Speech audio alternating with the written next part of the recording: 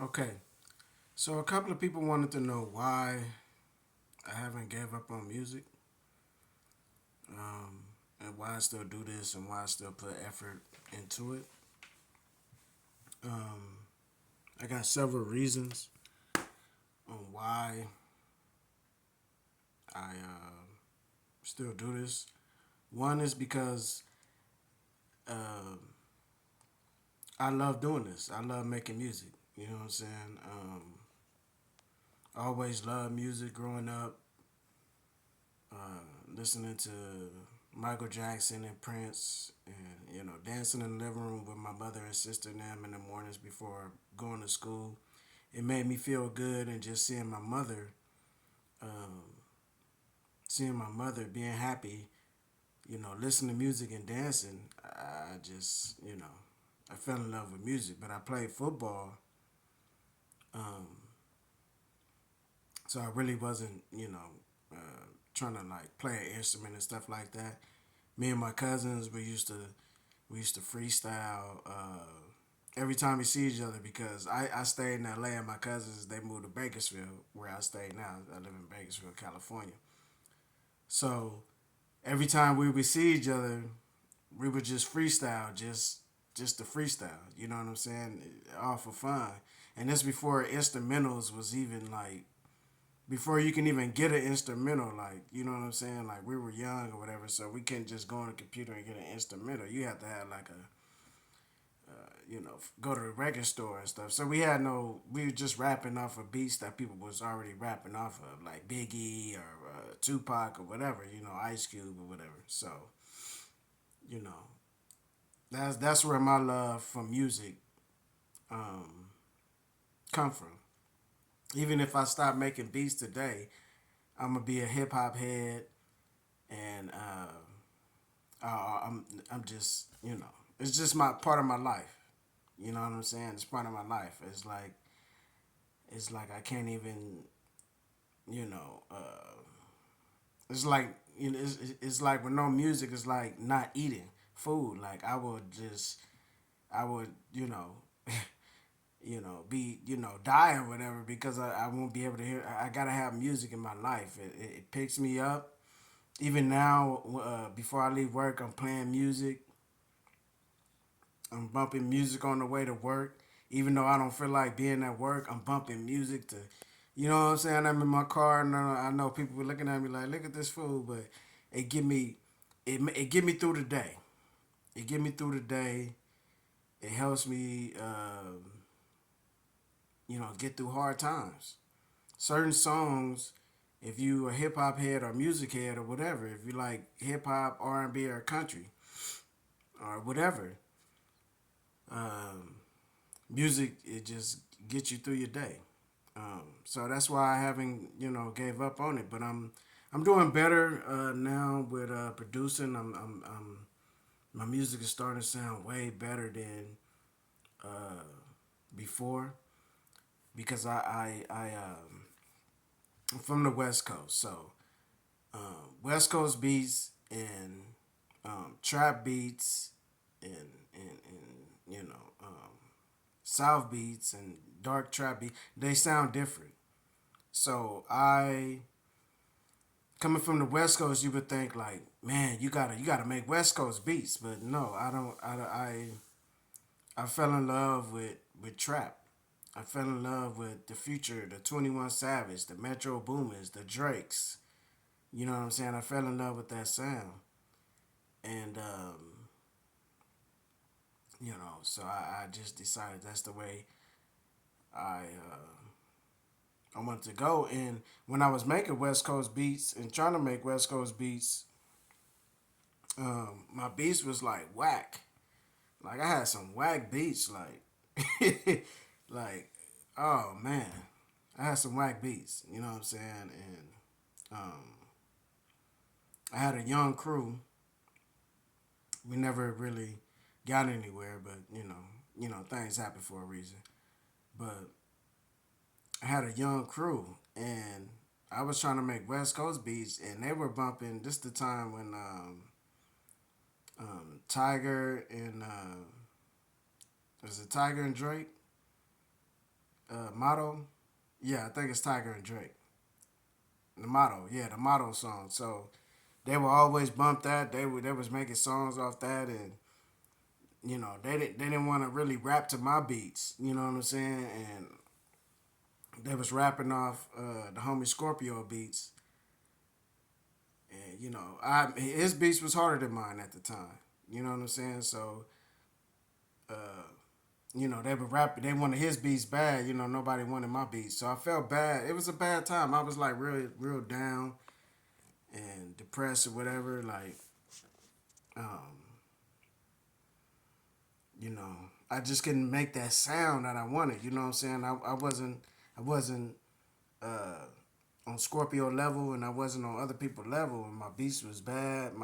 I was about 30 some years old. My rap career was, you know what I'm saying? Like they say, it's a certain point where if you don't make it at this certain point, if it's a rapper, you got to stop. I know that ain't true, but you could do whatever now. Nowadays it's different. But I had that in my head, and so I just went through a depressed time. Um, yeah, it was pretty depressing, you know. But I overcame that, and now my music is up there, and I'm putting it out now, and stay tuned, listen. If you see this video, you can see. If you see this video late, years from now, you gonna see. But like, man, the beats he making now, he didn't came up. So,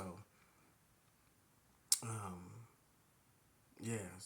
So what I did was I watched a lot of YouTube videos on how to make dark beats. I listened to forgive me if I'm missing somebody. I know I'm gonna miss somebody, but let me see. Let me start off. Lollipop Beats, Lollipop Beats. Lifestyle did it. Um, what's that other kid? Chambers. Um, Ellis Loss. Ellis Loss and Busy Work Beats. Bro Beats. He got a lot of tutorials, a lot of good tutorials on how to make melodies and stuff. Um, and I know I'm leaving out somebody. I know I'm leaving out somebody, but I yeah. So those are the people. Most of the people that I excuse me, that I looked at that helped me out to make better beats. The sound that I wanted, I finally got it. Um, and yeah, I'm putting out beats. I put out this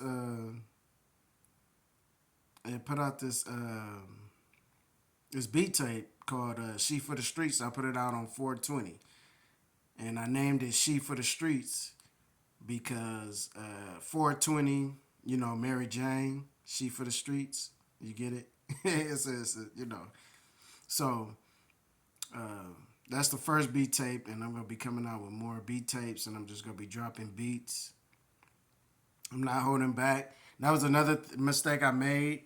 I was just holding back, and I don't know what I was doing.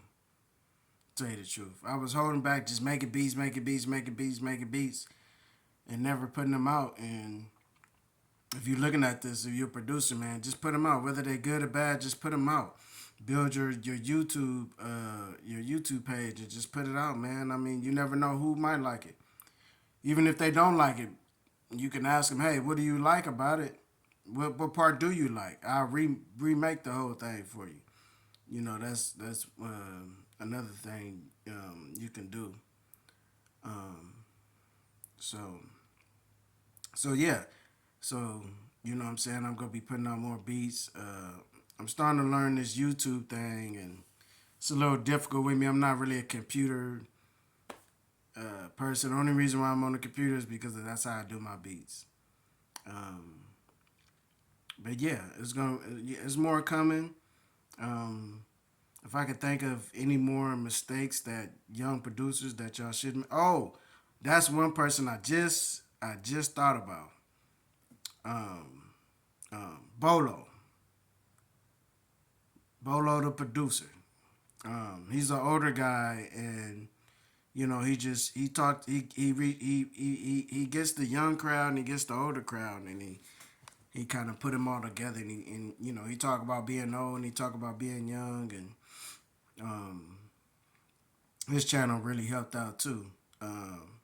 Seeing him still like do his thing made me want to keep pursuing my dream. And also, it's some more things. I'm gonna make another video on what.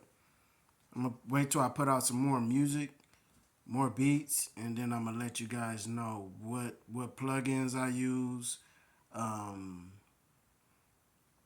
um, what samples I use. I got a specific place where they drops mad samples. But I'm gonna give you this real quick one though. A lot of people sleep on it. BandLab.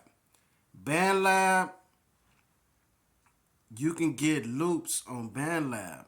BandLab got some tight loops, I'm telling you. If you like loops, you can change the key of the loop and all that right there. Um, so that's a little, you know what I'm saying? That's you know, in my secret stash, you know what I'm saying? And the sauce I be cooking up, you know what I'm saying? But BandLab is one of them. Um, yeah. So yeah. So anyway, I don't want to make this video too long.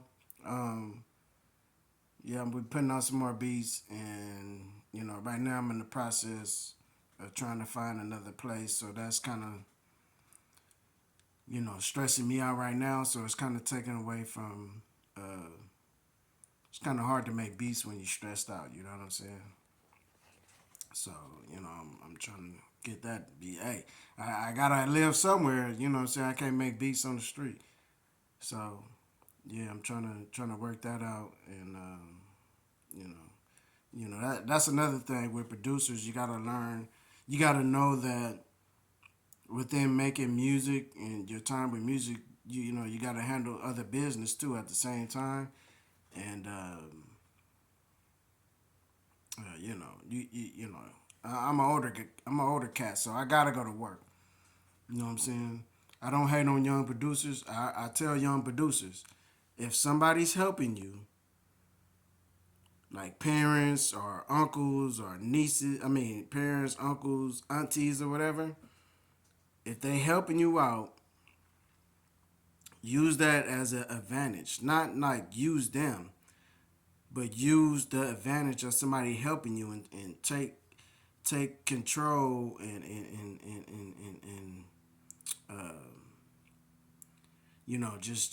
just build on yourself.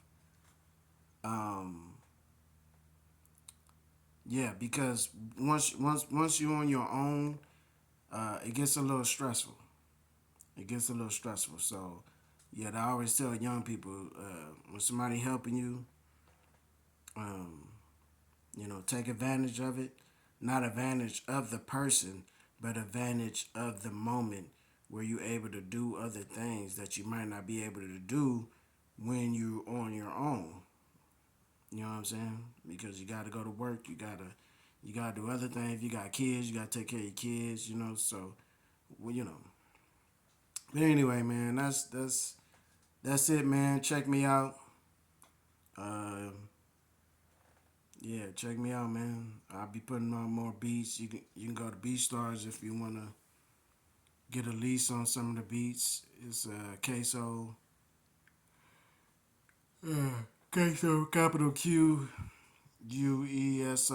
Queso. There's another person on there named Queso. So if you put a capital, then I should come up. Yeah. Um, but yeah, y'all check me out, man. Y'all stay positive, stay prayed up. There's nothing wrong with praying. And I'll talk to y'all later. All right.